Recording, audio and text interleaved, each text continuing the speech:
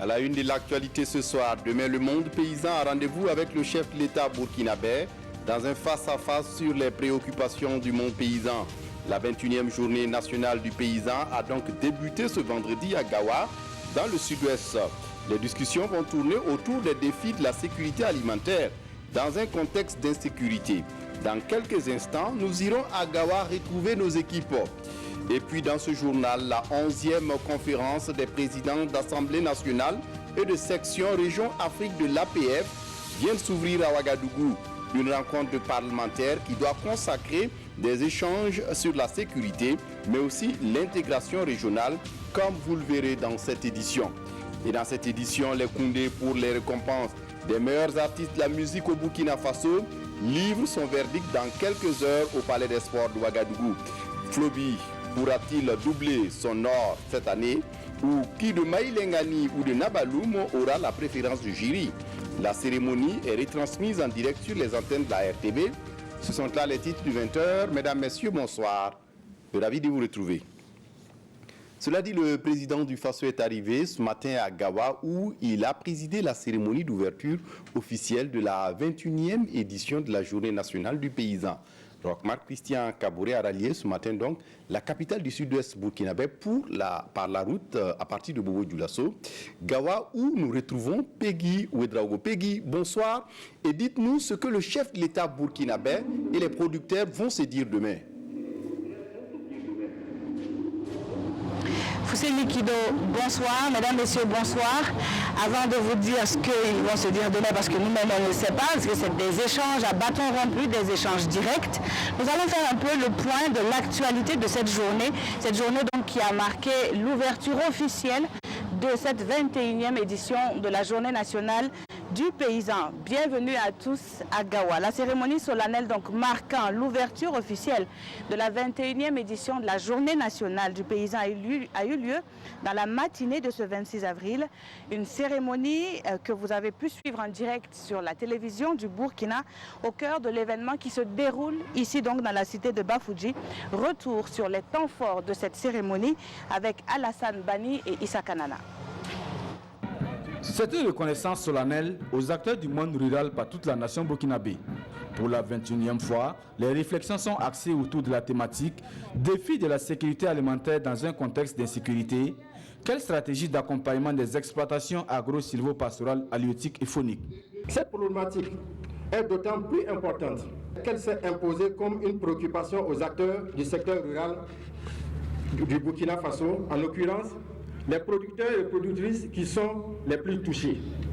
En effet, il n'est un secret pour personne qu'au cours des 5 dernières années, les performances du secteur agro-silvopastoral halieutique et faunique sont en perpétuelle régression. Maintenant, ainsi, la population dans un état persistant d'insécurité alimentaire et nutritionnelle. À ce rendez-vous de Gawa, il s'agit d'élargir la concertation aux acteurs de base directement touchés par l'insécurité grandissante afin de développer des mécanismes efficaces pour assurer de meilleures conditions de production. Plus qu'une ambition, il s'agit d'un engagement formel de notre pays dans le cadre de l'agenda mondial pour le développement durable. La réalisation de cet engagement nécessite un effort particulier, une détermination sans faille face aux multiples défis et problématiques nouvelles qui se présentent à nous. Condition sine qua non, selon le ministre Salifou Ouedraogo, pour l'atteinte de la sécurité alimentaire et nutritionnelle au Burkina Faso.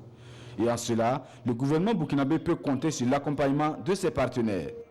À travers l'ensemble des cadres programmatiques suscités, des actions opérationnelles envisagées et la réflexion en cours à cette commémoration de la 21e édition de la Journée nationale du paysan, le Burkina Faso est résolument engagé sur le bon chemin pour gagner le pari de la lutte contre l'insécurité alimentaire et nutritionnelle, concomitamment avec celle contre l'insécurité. C'est pourquoi je voudrais rassurer l'ensemble des productrices et producteurs du soutien indéfectible de la FAO. Pour leur abnégation au travail, ils sont 141 acteurs du développement rural à recevoir ici la médaille de chevalier de l'ordre du mérite du développement rural avec agrafe soit agriculture, élevage, artisanat, pisciculture et environnement. Voilà, donc, et Fousseni, vous le disiez tantôt, Roch-Marc Christian Kaboré est arrivé ce matin même à Gawa, où il a présidé la cérémonie donc, que vous venez de voir. Le savoir-faire local et national se décline sous plusieurs formes ici, à la foire de la JNP, une foire ouverte également par le président du Faso. Il s'agit surtout d'un espace offert et propice pour les 1400 producteurs invités, représentant donc le monde paysan burkinabé à cette 21e édition. On voit la visite guidée avec Isiaka Zabré et Ahadi Sandamba. À ce grand rendez-vous devenu biennal, les acteurs du monde rural n'ont pas manqué de marquer à nouveau leur adhésion à l'esprit de la foire. Venus donc des 13 régions du pays, qui avec de la matière première, qui avec des produits transformés, qui encore avec des paquets technologiques, la foire de la 21e journée nationale du paysan de Gawa est une aubaine pour tous ces acteurs. Pour cette transformation-là, il faut des gens pour acheter. Et ici, ça permet de mettre en réseau l'ensemble de ces acteurs-là, les producteurs avec les commerçants, avec le consommateur. Espérons nouer des contacts, nous faire connaître nos produits, faire connaître nos produits par tous ceux qui vont venir à la JNP. Nous attendons que et le gouvernement et les producteurs puissent se rendre compte de l'importance de l'utilisation du Burkina Faso pour la restauration des sols dégradés. Je suis venu pour aussi peut-être avoir encore des contacts avec des autres qu'on ne se connaît pas encore. Et encore profiter avoir aussi un peu du marché. Et aussi partager aussi nos expériences avec des acteurs qui sont sur place ici et profiter aussi, bénéficier des expériences aussi d'autres acteurs. Du côté des différents départements en charge du monde rural, c'est la satisfaction au regard de ce qui est représenté par les acteurs à la base. Nous constatons effectivement qu'à partir des paquets technologiques que les scientifiques mettent à la disposition des producteurs, il y a des marges de manœuvre en matière d'amélioration de la productivité et des rendements. Et je voudrais donc profiter de cette occasion pour encourager tous les producteurs à aller à l'écoute des centres de recherche pour pouvoir améliorer leur productivité. Et ceci dans tous les domaines. Pour une fois, je pense que nous sommes bien représentés. Et comme je l'ai dit, la période n'est pas propice à ce que tous nos produits puissent venir. Parce que tout ce qui est production animale, nous ne pouvons pas les amener par un temps de chaleur comme ça. Et puis l'éloignement, ça se prépare. C'est pour ça que vous n'allez pas voir beaucoup d'animaux, beaucoup de volailles, etc.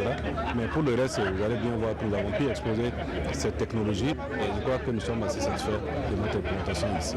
Et c'est cette fierté nationale que le président du Faso a visité avec beaucoup d'intérêt. Des stands des produits bruts aux technologies agricoles, en passant par ceux transformés, le chef de l'État est passé s'enquérir des réalités du terrain dans un contexte d'insécurité, thème de la présente édition.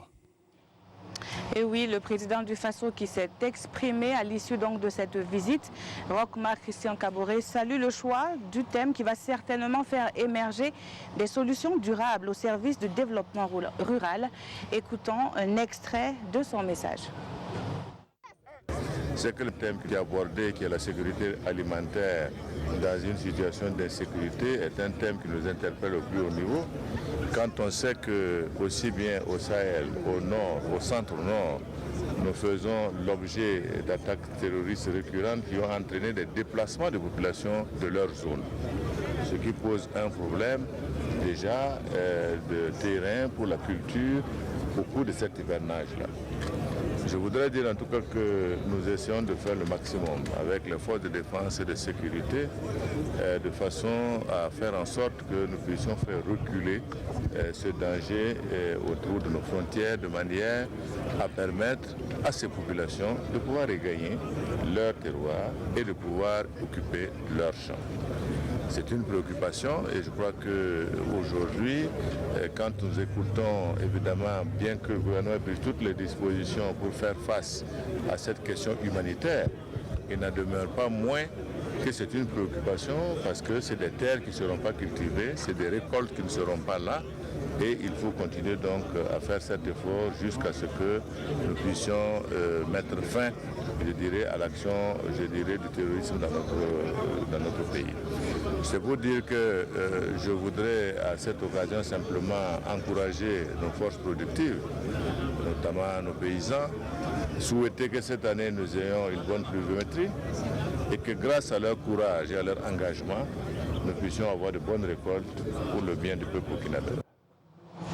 Voilà donc une interview que nous proposaient Konsoun Koulibaly et Ernest Kambiré. Je suis à présent avec M.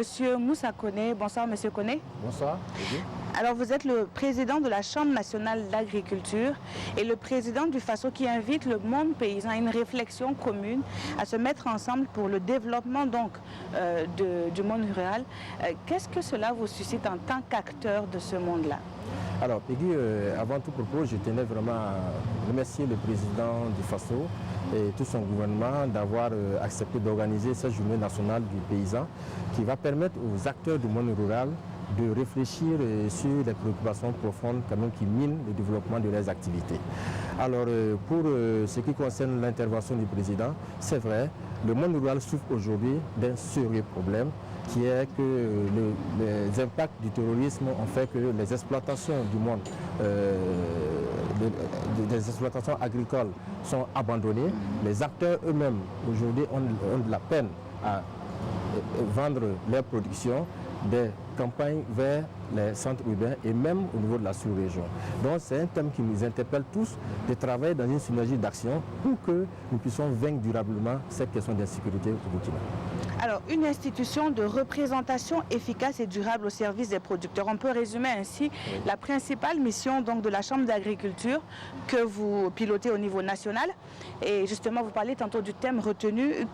Est-ce que vous avez vraiment les coudées franches, M. Koné, pour mener à bien vos activités?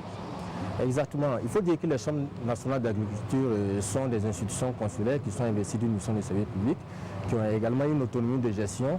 Mais nous avons comme tutelle technique le ministère de l'Agriculture et la tutelle des Finances, le ministère de l'Économie et des Finances. Alors, depuis la création de ces chambres, on a eu pas mal de difficultés pour l'opérationnalisation d'un certain nombre d'actions. Alors, il faut dire que les chambres d'agriculture sont à leur 3e mandat, où je suis le 3e président. Nous sommes en train de travailler avec le ministère en charge de l'agriculture pour que nous puissions mettre en place effectivement toutes les dispositions pour que cette chambre puisse travailler durablement au bonheur du monde rural. Donc au bout de 3 ans, on ne peut pas dire que vous êtes pleinement installé? Alors, pas 3 mandats, nous sommes à notre 3e mandature. Les chambres ont été créées en 2001 et opérationnalisées en 2004. Donc vous comprendrez avec moi que ça fait plus d'une dizaine d'années que nous existons. Mais déjà, ce qui est fait sur le terrain, nous accompagnons vraiment les acteurs du monde rural à travers l'intervention d'un certain nombre de projets et programmes. Nous avons des conventions de maîtrise d'ouvrage avec ces projets. Nous les accompagnons dans l'accès au niveau des microfinances. Nous les accompagnons également au niveau du renforcement des capacités de ces acteurs pour qu'ils puissent maîtriser réellement un certain nombre de paquets de technologies pour qu'ils puissent avoir une bonne productivité au niveau des exploitations agricoles. Alors demain, il y aura lieu ici, on voit derrière vous la salle, un chapiteau géant qui a été dressé ici, même dans la cour du lycée Bafouji de Gawa. Donc c'est sous ce chapiteau, on va dire que va se dérouler les échanges directs entre les producteurs et le chef de l'État. Chaque année, cet échange existe, c'est une aubaine. Est-ce que les recommandations qui ressortent sont vraiment appliquées et quel est le rôle de la Chambre d'agriculture justement qui existe depuis une dizaine d'années pour le suivi et l'application de ces recommandations-là? Alors il faut dire que l'une des plus grandes missions des chambres nationales d'agriculture, c'est de suivre la mise en œuvre des projets et programmes. Alors depuis que les GNP existent, il y a eu pas mal de recommandations qui ont été prises et les chambres d'agriculture travaillent en étroite collaboration avec le ministère de l'Agriculture pour que ces recommandations soient vraiment mises en œuvre. Alors, ce qu'il faut dire, nous allons prendre des recommandations demain, mais avant ça, il y a eu un travail de fond qui a été fait au niveau de chaque région. Il y a eu 13 forats régionaux qui ont été organisés au niveau de chaque région. Et après, nous avons organisé des ateliers sectoriels en lien avec les ressources animales, avec l'agriculture et également avec l'environnement, où il y aura des recommandations qui ont été prises à ce niveau. Alors, nous allons capitaliser toutes ces recommandations et le contenu de ces recommandations seront reversées au président du Faso demain. Et après, il y aura une phase d'échange entre les acteurs et le président. Merci à vous, M. Koné, d'avoir accepté notre invitation ce soir. Je rappelle que vous êtes donc le président de la Chambre nationale d'agriculture du Burkina et vous étiez avec nous pour évoquer entre autres le rôle que joue cette institution en faveur du développement du monde paysan. Vous restez avec nous pour suivre le reportage qui va suivre. C'est un reportage qui porte aussi sur on revient sur le thème de cette 21e édition de la JNP qui pense stratégie pour accompagner les exploitations agro-silvopastorales, halieutiques et fauniques. Et les acteurs du monde paysan avec leurs partenaires ont été édifiés sur quelques-unes de ces stratégies, à l'image de celle que prône l'Union nationale des producteurs semenciers du Burkina. Nous en savons plus avec Konsoun Koulibaly et Olopoda. Les semences améliorées sont pour beaucoup à l'accroissement des rendements. L'atteinte de l'autosuffisance alimentaire passe donc par l'amélioration de la qualité des semences. C'est ce message que l'Union nationale des producteurs sémenciers est venue porter à la tribune de la 21e édition de la Journée nationale du paysan. Pour nous, c'est un cadre très important parce que vous savez que tout commence par la production sémencière. Et donc, qui parle de production, de productivité, parle de bonnes semences. Et pour nous, c'est une occasion, non seulement pour inviter tous les acteurs à utiliser beaucoup plus les semences de variétés améliorées pour accroître la production et la productivité. Pour la campagne agricole 2019-2020, ce sont plus de 11 000 tonnes de semences certifiées que l'Union met à la disposition des producteurs burkinabés. Et pour les acteurs, la professionnalisation du secteur et l'accès des producteurs à des variétés performantes sont entre autres défis à relever. Nous allons également travailler sur les qualités. En perspective, nous voulons installer des unités de nettoyage de ces semences-là pour être en phase avec la compétition mondiale sur les semences. Également, nous allons organiser incessamment des foires aux semences certifiées pour permettre aux producteurs de venir s'acquérir des bonnes semences. Pour faire mieux ancrer les semences améliorées dans les habitudes des petits producteurs, la Fêtière nationale des semenciers envisage des actions fortes pour faire adopter la variété améliorée au Burkina Faso. Fousseni Kindo, c'est ce que l'on pouvait dire ce jour sur l'actualité ici à Gawa, l'événement qui réunit le monde paysan et les décideurs politiques. Et demain, la séance de travail tant attendue entre paysans et présidents du Faso aura lieu à partir de 9h dans cette salle en préparation. Alors, des échanges que vous pourrez suivre, bien entendu, en direct, chers téléspectateurs, sur la télévision du Burkina. Merci de nous avoir suivis à Gawa. Merci à vous, Peggy Ouedraogo. Merci à toute l'équipe technique et rédactionnelle qui vous accompagne dans le périple de Gawa. Demain, on vous retrouve donc pour le commentaire de la cérémonie du dialogue direct du président du Faso avec les producteurs du Burkina. Retour à Ouagadougou hier dans la soirée, le président du Faso a reçu Amadou Smaoro, le président du Parlement ivoirien. Il était porteur d'un message du président ivoirien Alassane Ouattara à Roch Marc Christian Kaboré. Zouaviel David Abiré. Un émissaire ivoirien à Kostiam, le président de l'Assemblée nationale de Côte d'Ivoire, Amadou Smaoro, dit être porteur d'un message du président Alassane Ouattara à son homologue Roch Kaboré. Message axé sur l'état des relations entre la Côte d'Ivoire et le Burkina Faso. Ces chassés-croisés des membres du gouvernement ivoirien auprès du président du Faso traduisent l'intensité de nos relations multidimensionnelles. Donc, le ministre d'État, ministre de la Défense, Ahmed Bakayoko, était porteur d'un message au président de la part du président Alassane Ouattara au président du Faso. Comme moi, aujourd'hui, je suis porteur d'un message du même type, sauf que compte tenu de la variété de nos relations, ce message n'avait pas le même contenu. Amadou Smaoro mettra à profit son séjour au Burkina Faso pour prendre part à la 11e conférence des présidents d'Assemblée et de section région Afrique francophone. L'événement est prévu pour se tenir les 26 et 27 avril prochains à Ouagadougou. Justement, ouverture ce matin à l'Aïko Hotel à Ouagadougou de la 11e conférence des présidents d'Assemblée nationale et des sections Région Afrique de l'APF. Les parlementaires échangeront sur des questions liées à la sécurité, mais aussi à l'intégration régionale.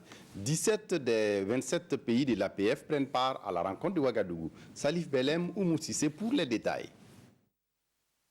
L'Assemblée parlementaire de la francophonie APF se mobilise pour trouver des solutions à la problématique sécuritaire dans le Sahel. Le terrorisme, le crime organisé transfrontalier et le trafic d'êtres humains sont des fléaux qui mettent en mal l'idéal francophone selon Alassane Bala Sakandé. Et pour lui, la riposte doit être communautaire. C'est pourquoi vous permettrez de saisir le présent cadre pour saluer une fois de plus la forte caution de l'APF que l'APF apporte aux initiatives entrant dans le cadre du G5 Sahel, comme l'a démontré l'appel que nous avons lancé à New York le 1er novembre dernier au terme de nos travaux sur le G5 Sahel. À cette rencontre de Ouagadougou, les échanges vont porter sur les sujets de l'intégration régionale et de l'état civil. Les parlementaires vont évoquer également la question de l'interdiction complète des essais nucléaires.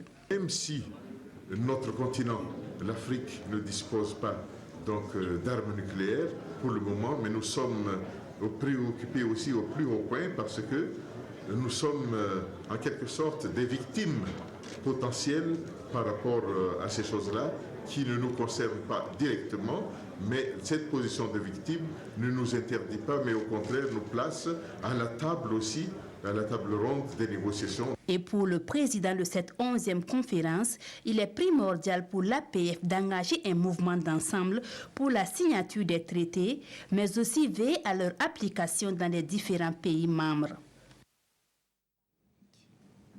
La construction du centre hospitalier universitaire de Bobo-Dioulasso dans le cadre de la coopération avec la Chine se précise.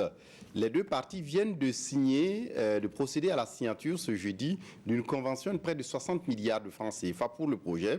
C'est un hôpital de référence qui sera finalement érigé à Bobo-Dioulasso. Les détails avec Oumar Zombré.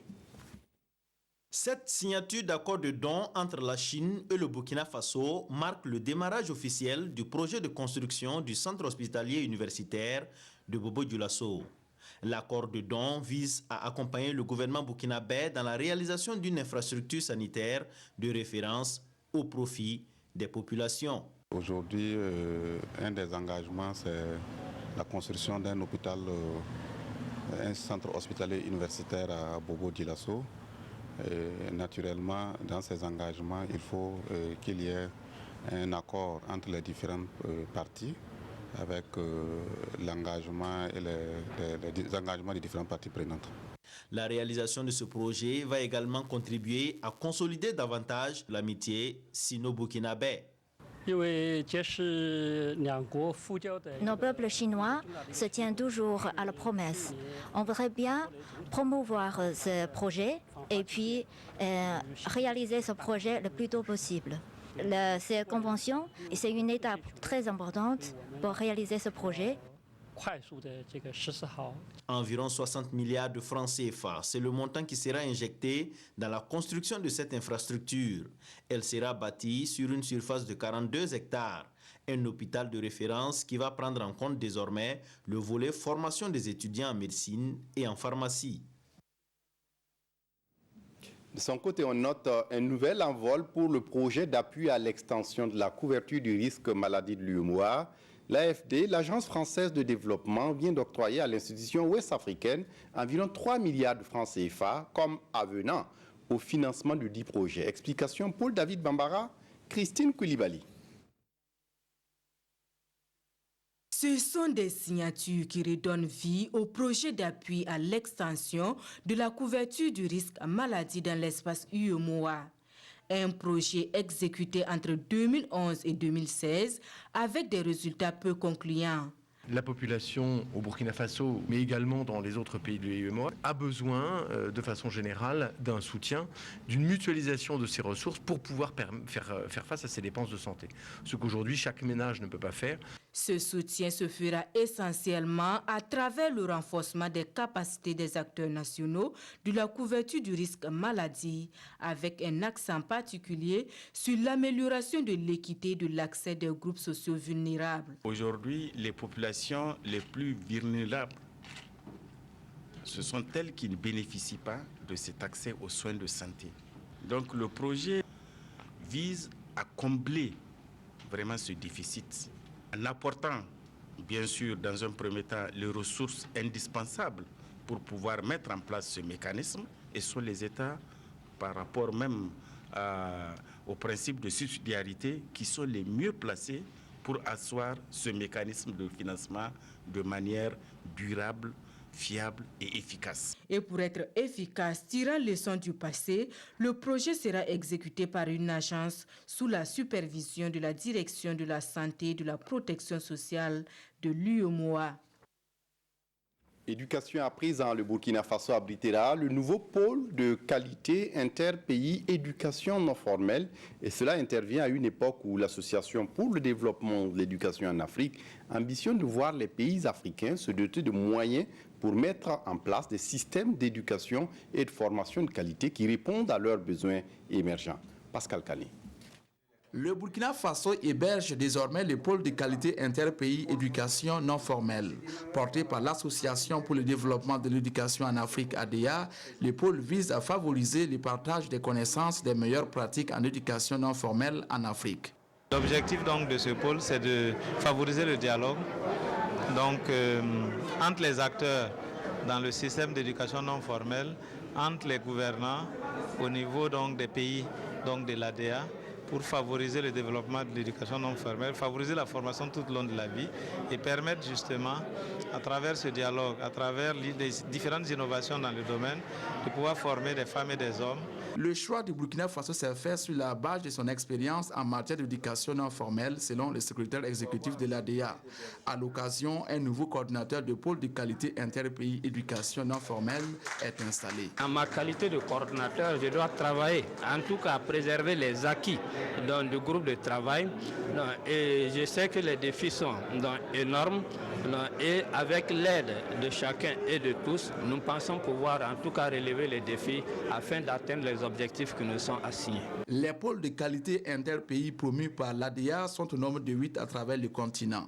Le Burkina Faso héberge 2 de ces pôles, dont le pôle de qualité interpays alphabétisation et langue nationale et le pôle de qualité interpays éducation non formelle qui vient ainsi d'être lancé.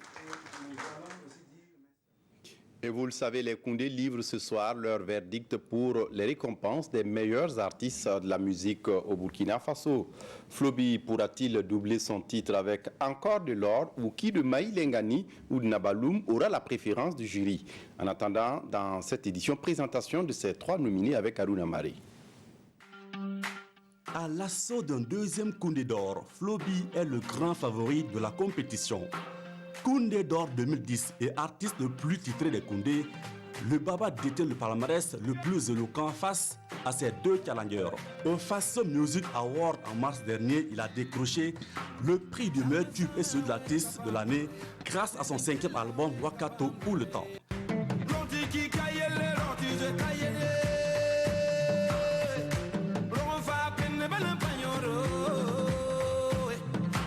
Un album qui lui a encore valu d'être nominé au Koundé. Je suis très content pour l'encouragement déjà, même si je ne gagne pas le Koundé, je suis très fier d'être nominé encore. Je suis très content que mon album soit sélectionné parmi les meilleurs de l'année, donc c'est une fierté pour moi. Également dans le starting block, Maïle Ngani, l'artiste se positionne comme une figure de showbiz burkinabé, plus connu à l'extérieur que sur les scènes internes. Le public a découvert ce talent en 1998 où elle a remporté le Grand Prix national de la chanson moderne. Et depuis, sa carrière a pris des galons.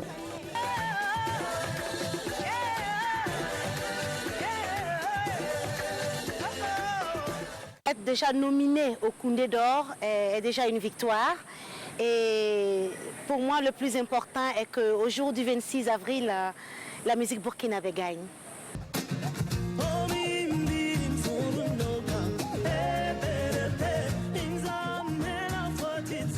Mais jurisprudence, étoile montante dans la galaxie musicale burkinabé, Nabaloum peut également jouer les troubles fêtes. Déjà en 2017, elle a raflé 3 trophées. Visa pour la création de l'Institut français, Koundé de la révélation et prix spécial de l'ambassadeur du Royaume du Maroc. Très heureuse aujourd'hui parce que grâce à vous, je suis nominée pour les Koundé d'Or 2019. Merci pour tout ce que vous avez fait pour moi. Merci pour le soutien et merci d'avoir accepté l'album qui est aujourd'hui honoré là. 3 voix, 3 styles différents au parcours singulier que le jury devra départager ce soir du côté du Palais des Sports de Ouaga 2000.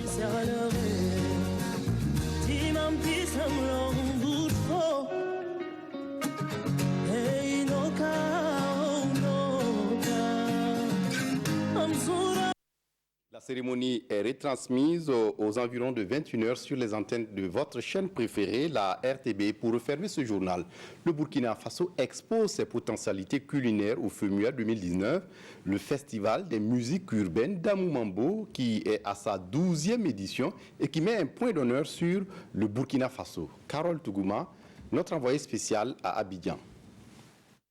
C'est parti pour la journée du Burkina Faso au Festival des musiques urbaines d'Anoumabo. Les autorités ivoiriennes et burkinabè présentes ont eu droit à des prestations artistiques et une visite de stand où sont exposés des produits représentatifs du savoir-faire burkinabè. Ce que nous avons présenté aux Ivoiriens, ce sont les produits transformés. Vous avez, au Burkina, il y a les produits forestiers non liés. Vous avez les pains de singe, les abnés, tous ces produits-là qui sont transformés et qui sont même, certains sont certifiés. Et aujourd'hui, nous travaillons même à mettre tous ces produits dans nos magasins. Donc, vous savez que si c'est bien connu, un pays tel que la Côte d'Ivoire, les pays voisins, ce sont des opportunités pour nous. Complètement. Nous avons regardé dans les différents compartiments qu'est-ce qu'ils pouvaient présenter en matière donc, de produits transformés, en matière donc, de produits naturels qui viennent effectivement donc, de nos champs, en matière donc, de produits transformés dans le domaine donc, de l'habillement. Donc on a essayé donc, de choisir pour que l'ensemble donc, des produits dans les grandes catégories puissent se retrouver ici. On montre un peu ce qui est transformé avec nos matières premières, notamment la nacade et tout le reste. On montre un peu ce qui part donc, du sésame, on montre ce qui part un peu du miel, ce qui part du bas du karité. Et les autorités ivoiriennes de saluer l'originalité des produits qui leur est donné de voir. Cette journée pays avec la présentation du savoir-faire burkinabé, des produits artisanaux, des produits semi-industriels, montre qu'en Afrique, au Burkina Faso, on peut fabriquer des produits made in UMOA, je dirais, ou bien made in Burkina Faso. Et j'invite les populations ivoiriennes à visiter, je veux dire, le stand du Burkina Faso. Depuis ce matin, ce que je peux dire et ce que je retiens, c'est la variété, c'est la richesse culturelle du peuple burkinabé. Vous savez que moi, je suis gourou de Côte d'Ivoire, mais c'est un peuple que j'aime beaucoup. Partant de votre tenue vestimentaire, de la tenue vestimentaire du Burkina Faso, jusqu'au mets de ce peuple. Autre fait marquant de cette journée, c'est la dégustation de mets burkinabè. Les convives s'y sont donnés à cœur joie, histoire de se faire une idée des saveurs des recettes du pays des hommes intègres. Voilà le magazine des sports juste après ce journal et sur le coup de 21h, la retransmission en direct de la cérémonie des Koundé 2019. D'ici l'excellente suite de programmes sur la RTB, au revoir.